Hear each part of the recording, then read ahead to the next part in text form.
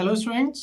आज का जो हमारा टॉपिक होने वाला है वो पार्किंग फैसिलिटीज़ के ऊपर होने वाला है कि ट्रैफिक को समझते हुए हम किस तरीके से पार्किंग को डिज़ाइन करें। और पार्किंग सिर्फ एक ही टाइप की नहीं होती है, बहुत सारे टाइप की होती हैं। आप लोगों ने खुद देखा होगा, आप खुद पार्क करते हैं।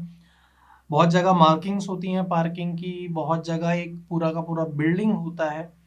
तो वही various types of parking facilities को हम देखेंगे, समझेंगे, जो कि किस बेसिस पे हम डिजाइन करेंगे, है ना, ट्रैफिक नीड के बेसिस पे। तो आज के समय में अगर हम बात करें तो सबसे बड़ी प्रॉब्लम है कि व्हीकल को पार करना, और ये दिन ब दिन बढ़ती ही जा रही है क्योंकि लोगों से ज़्यादा तो व्हीकल होते जा रहे हैं, है ना। तो ऐसी कंडीशन जहाँ पे ये बहुत टिपिकल होती जा रही है पार्किंग की कंडीशन, तो वहाँ पे हम कुछ अलग अलग सिचुएशन के ऊपर कुछ प्रैक्टिसेस को अडॉप्ट करते हैं। ये फर्दर दो टाइप से क्लासिफाइड होती हैं। नंबर वन आपका ऑन स्ट्रीट पार्किंग, या फिर इसको आप क्या कहते हैं, कर्व पार्किंग। ठीक है, कर्व कोई बताने वाली चीज़ नहीं है, हमने प्रीवियस क्लासेस में पढ़ा हुआ है। और दूसरा होता है ऑफ स्ट्रीट पार्किंग। अगर मैं नाम से ही अगर डिस्ट्रीब्यूट करूं, क्लासिफाई करूं, ऑन स्ट्रीट मतलब स्ट्रीट में ही, जो रोड हम यूज कर रहे हैं वो रोड के अगल बगल ही। और अगर उस रोड में ना करके हम कहीं और करें तो वो क्या हो जाएगी, ऑफ स्ट्रीट।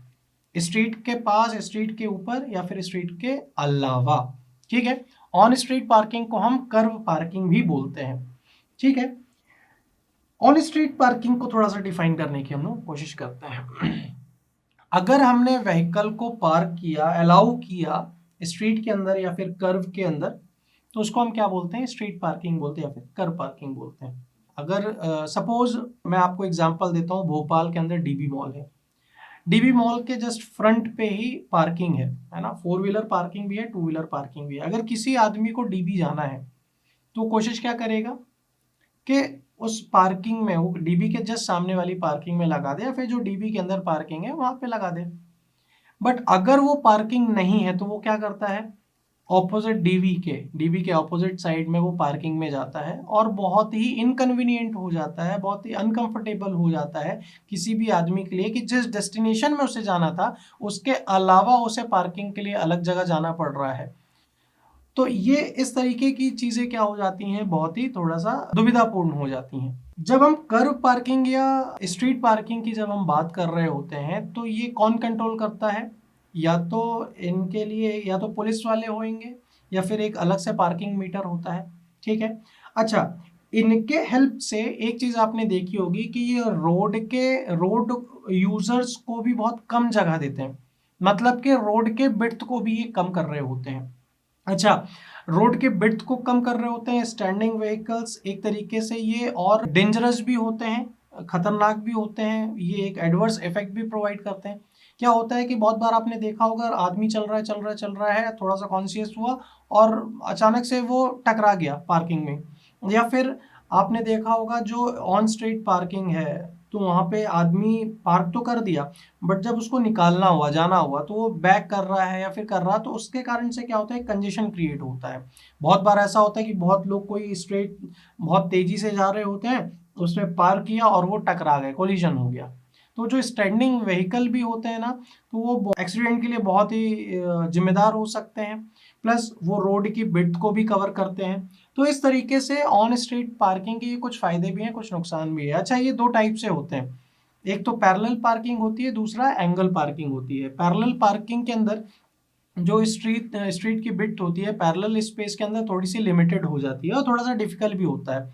और जो कर्व की लेंथ है या फिर एंगल है पैरेलल पार्किंग के अंदर, वो भी बहुत ज़्यादा कम होते चले जाते हैं, जिसके कारण से बहुत दिक्कतें होती हैं। फिर एक टाइम आया कि हम लोगों ने क्या किया, इस पैरेलल पार्किंग को हमने एंगल में कन्वर्ट कर दिया। एंगल में कन्वर्ट करने का मतलब क्या है, सपोज ये रोड है, जैसे यहाँ पिछले पैरेलल के अंदर क्या थी, ये रोड थी और ये व्हीकल थे। ठीक है, ये पैरेलल पार्किंग हो गई।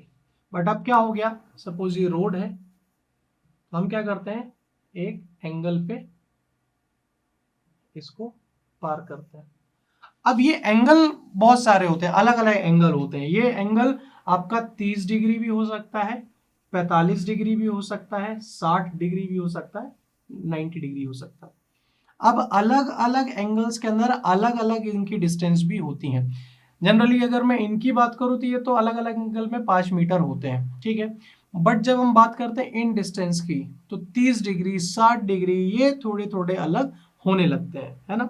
तो ये कुछ पैरेलल पार्किंग के बारे में हमने बात कर ली और ये एंगल पार्किंग की बात कर ली। ये दोनों किसके टाइप होते हैं, ऑन स्ट्रीट के या फिर कर्व पार्किंग के। दूसरा जो क्लासिफिकेशन होता है वो क्या होता है, ऑफ स्ट्रीट। हमारे पास रोड ही कम है ना, हमारे पास रोड ही कम है और उसमें भी हम पार्क कर दें तो और भी जो ट्रैफिक इफिशिएंसी है वो क्या हो जाती है, कम हो जाती है।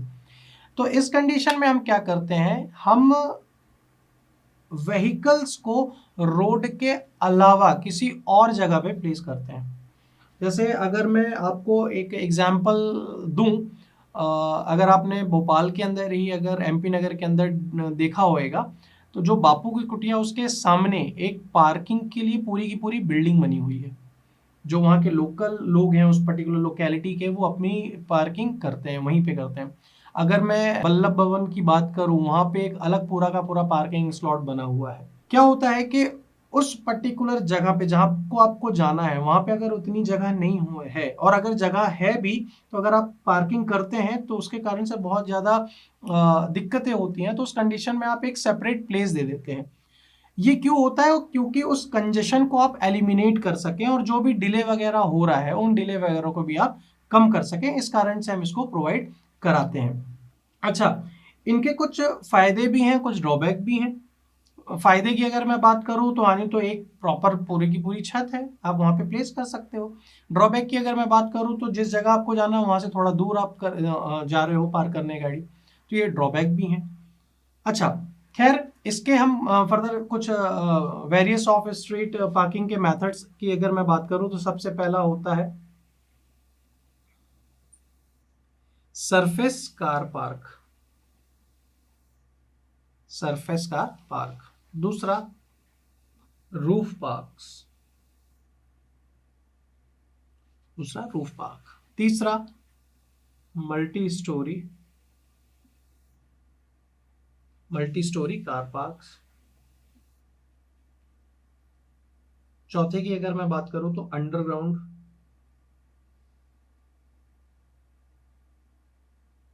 Underground car parks. और फिफ्थ मैं बात करूं तो